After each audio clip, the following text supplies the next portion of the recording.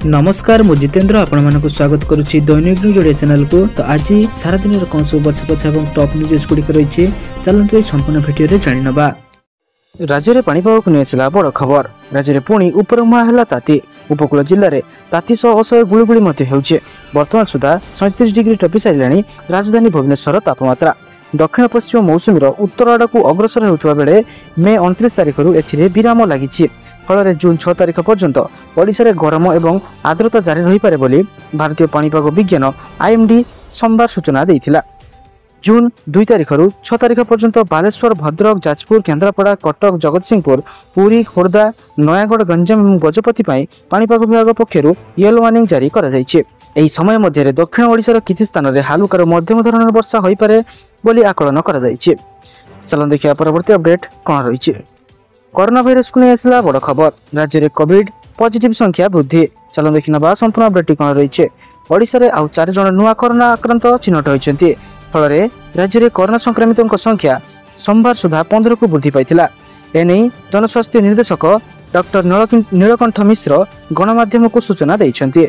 व्यस्त होबार कौनसी कारण नाही एवं लक्षण देखादेले केवल गुरुतर आक्रांतों कोविड परीक्षा करा जाउछि। जेतिकी परीक्षा होउछि सेथिरु बहुत कम पॉजिटिव आसुछन्ति।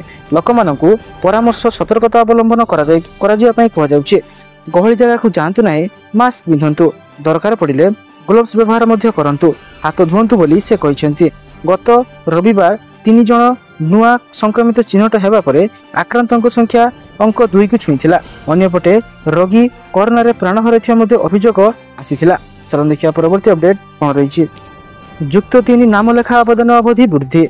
+3 नामलेखा आवेदन अवधि पुणी थे वृद्धि करा जायछि। छात्र छात्री जून 4 तारिख 11:45 पर्यंत साम्स पोर्टाल रे ऑनलाइन आवेदन करि परिबे।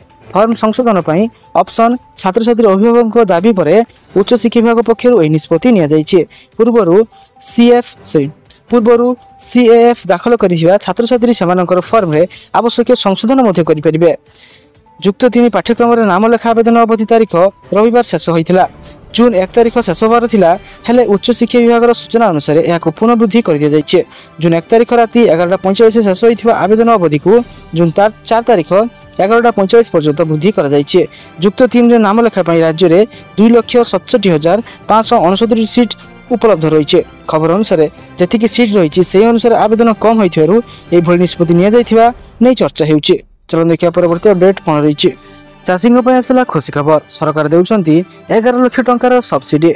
जदि आप जन चाषी एवं ऑफ सीजन में चाष कर भल लाभ पाइबा चाहते तेज आप खुशी खबर आसगला। यह पद्धति चाष कर आपरे सबुठ धनी।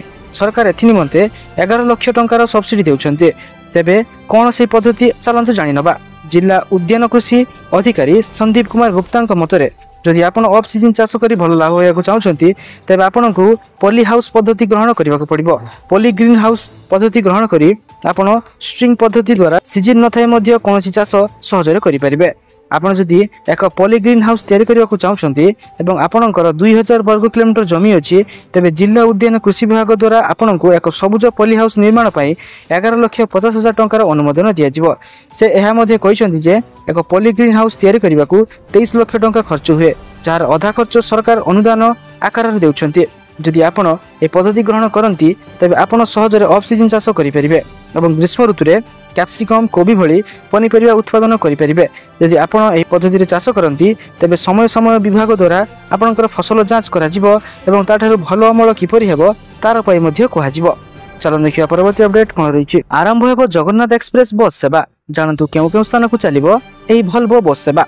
राज्य आरंभ हेबो बहु प्रतीक्षित जगन्नाथ एक्सप्रेस बस सेवा। ओडिशा राज्य परिवहन विभाग द्वारा ए बस सेवा प्रसिद्ध रथयात्रा पूर्व आरंभ हेबो। एही अवसर रे यात्री माने बेस विलासपूर्ण एवं आरामदायक यात्रा करें। गेरुआ रंगर यह बस सेवा को मंगलवार ठारू आरंभ करा बोली ओएसआरटीसी तरफ कहुई। तेबे यह बस सेवा राज्य भितर एवं राज्य बाहर को चलाचल से ओएसआरटीसी तरफ सुव्यवस्था कर मुख्यतः पुरी देशर प्रमुख धर्मपीठ गुड़ी को यह बस संजोग कर। वर्तमान जो बाहर राज्यर स्थान गुड़िक बस सेवा आरंभ हो सेगुड़िक है पुरी अयोध्या, पुरी उज्जैन, पुरी तिरुपतिपुरी, पुरी हैदराबाद, पुरी भिलाई, भुवनेश्वर विशाखापट्टनम, रायगढ़ हैदराबाद, भवानीपाटना हैदराबाद रही। सेहीपरि राज्य भितर समस्त प्रमुख सहररू पुरी को बस बढ़ियो बोली निष्पत्ति निया जाइछे। चलो देखिया परवर्ती अपडेट कौन रही। मोबाइल यूपीआई आईडी रे करूछंती कि अधिक बैलेंस चेक हो जातु सावधान। यूपीआई पेमेंट आमे तार बहुल व्यवहार करिथाउ। सकाळ राति जाए प्रति क्षेत्र में अधिकांश लोक एथिरे अभ्यस्त हो सारे। एटीएम को जाई टंका उठाइबा बा बैलेंस चेक करिबा टेंशन एबे धीरे धीरे कमी गलानी। कारण आमे समस्ते घरे बसी बैंक रे केते बैलेंस अछि ता जानि पारुछु, किंतु एबे मन इच्छा अकाउंट जांच करि हेबो नाही। पाखापाखि टंका रखी भयभीत हेबार कारण नाही। अगस्त रु यूपीआई क्षेत्र में बड़ परिवर्तन हेबाकु जाउछि, जाकु नै चर्चा तो धरिछि। ऑनलाइन पेमेंट ऐप जेपरि कि फोन पे, गूगल पे एवं पेटीएम रो नुआ नियम लागू हेबाकु जाउछि। एनपीसीआई एही प्रतिबंध लगाइबाकु जाउछि। सूचना अनुसार यूपीआई ऊपर अधिक लोड पड़ुथिबारु नेटवर्क को फ्री करिया पय ए निष्पत्ति निया जाइछि। एने बैंक मानक निर्देशनामा मध्ये जारी करा जाइछि। आपण जदि प्रत्येक दिन ऑनलाइन रे बैलेंस चेक करूछन्ती ताले सावधान होई जांतु, कारण बारंबार बैलेंस चेक कले फाइन देबाकु पड़िबो। मात्र दिन को 50 थर ऑनलाइन रे बैलेंस चेक करि परिबे। चलो देखिया परवर्ती अपडेट कोन रहिछि।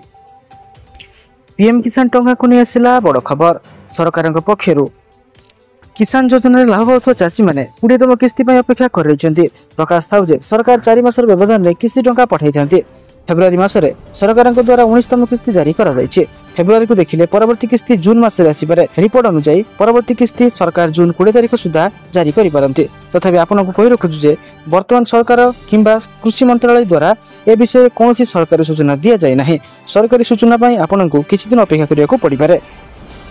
प्रकाश थाउ कि किसान योजना अधीन रे लाभ नेउथिबा चाषी मानक पई सरकार द्वारा निर्देशावली जारी करा जायछि, जा अधीन रे समस्त चाषी को ई-केवाईसी करबा जरूरी रहिछि। जो चाषी माने एपर्यंत ई-केवाईसी करनांती से चाषी को परवर्ती किस्ती अटकी जाय पारे। तेणु जदि आपण एही कामटी एपर्यंत संपूर्ण करनांती तेणु समय नष्ट न करी प्रथमे एही कामटी शेष करनियंतु, नचेत टंका फसी जाय पारे। पीएम किसान योजना रे ई-केवाईसी करिया पई आपण माने निकटस्थ जनसेवा केंद्र को जाय एहाको मागणा रे कराय नै परिबे, नचेत आपण माने आउ पीएम किसान टंकार परवर्ती किस्तीरु वंचित होई पारंती। चलो देखिया परवर्ती अपडेट कोन रहिछि। नीट पीजी परीक्षा स्थगित। जून 15 हेबाकु थिबा नीट पीजी परीक्षा को स्थगित करा जायछि। समग्र देश रे गोटिए शिफ्ट रे परीक्षा आयोजित करा जिबा नै सुप्रीम कोर्टक आदेश परे एनबीईएमएस पक्षरु ए निष्पत्ति निया जायछि। एथिस एनबीईएमएस पक्षरु शीघ्र परीक्षार नूतन तारीख घोषणा करा जिवो। सूचना अनुसार प्रथमे परीक्षा जून 15 रे हेबार थिला। एथिपाई परीक्षा केन्द्र चयन व्यतीत अन्य समस्त प्रस्तुति मध्य सरीथिला। ए परीक्षा दुईटी शिफ्टिंग रे आयोजन हेबार थिला, हेले सुप्रीम कोर्ट परीक्षार्थी पिटिशन उपरे शुणाणी करी गोटे शिफ्ट रे परीक्षा आयोजित करबाकू आदेश देथिले। कोर्टक ए निष्पत्ति रे नेशनल बोर्ड ऑफ एग्जामिनेशन को बड़ झटका लागिथिला। परीक्षा स्थगित नै मंगलवार एनबीईएमएस पक्षरु विज्ञप्ति जारी करा जायछि। एथिरे कोआ जायछि जे सुप्रीम कोर्ट गोटे शिफ्ट रे परीक्षा आयोजित करबाकू आदेश कर दैछन्ते, तेणु बोर्ड को अधिक परीक्षा केन्द्र आवश्यकता रहिछि।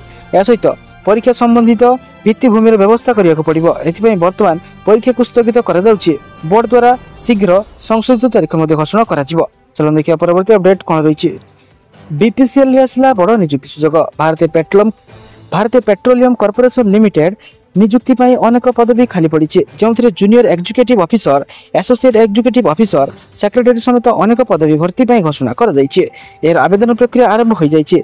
इच्छुक प्रार्थी वर्तमान ऑनलाइन माध्यम रे मध्ये आवेदन करि परिबे एवं संपूर्ण विवरण जानिया पाई आपण माने एर ऑफिशियल वेबसाइट को विजिट करी एहाको जानि परिबे। आवेदनकारी बयस विषय रे कहबा गले बयस सीमा अति कम 30 वर्ष होइथिया आवश्यक। ईडब्ल्यूएस प्रार्थी बयस सीमा 35 वर्ष धार्य कर जायछि। एससी, एसटी, ओबीसी समेत आरक्षित वर्गर प्रार्थी सरकार बयस सीमा छाड़ करिसेंती। शिक्षागत योग्यता विषय जानि नबा। जूनियर एग्जीक्यूटिव पदवी पाई भर्ती पाई आवेदनकारी मेकानिकल इंस्ट्रुमेंटेशन, सिविल बा मेकानिकल इंजीनियरिंग डिप्लोमा करथिबा जरूरी। एवं अधिक विषय जानिया पाई आपण माने हर ऑफिशियल वेबसाइट को विजिट करि परिबे। जूनियर एग्जीक्यूटिव मानक दरमा 30,000 रु 1,20,000 पर्यंत धार्य करा जायछि।